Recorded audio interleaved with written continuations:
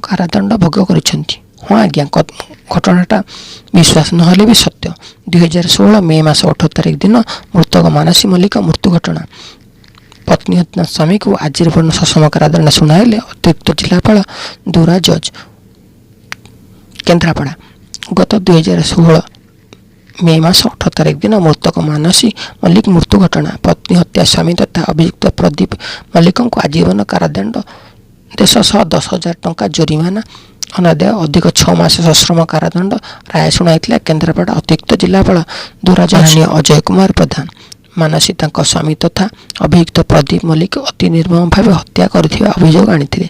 मानसी भाउज बबिता मल्लिक मानसी 2 वर्ष पूर्व अर्थात 2014 मसीह हिंदू रीतिनीति अनुसार पाटकुरा थाना अंधल गाँव में झुलू मल्लिक पुत्र प्रदीप को विवाह करते। विवाह पर अनेक थर स्वामी और स्त्री मध्य कलह लगी रही मानसी निज बाप घर बिरीजंगार रही मूल लगुले। तेज घटनार दिन मानसी निज भाउज बबिता सह बिलरे काम करुवा बेले अभियुक्त प्रदीप घटनार आपस बुझामणा मानसी को कौशल कर एक निछाड़िया स्थान को डाकी नहीं। पूर्व योजना मुताबक प्रदीप एक धारु अस्त्र मानसी को हत्या कर मृतदेह को 2 खंड कर देते।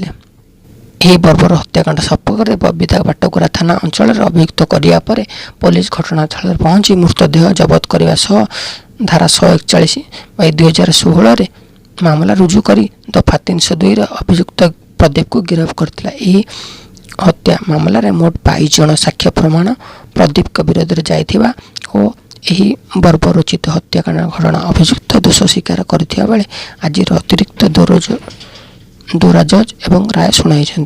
राय शुणाया पर प्रदीप को कड़ा सुरक्षा बल मध्य स्थानीय केन्द्रापड़ा उपकारागार को पठाई सूचना देते सरकारी वकील संजय जेना। धन्यवाद। अधिक वीडियो देखा चैनल को सब्सक्राइब करूँ, वीडियो को लाइक करूँ और शेयर करूँ।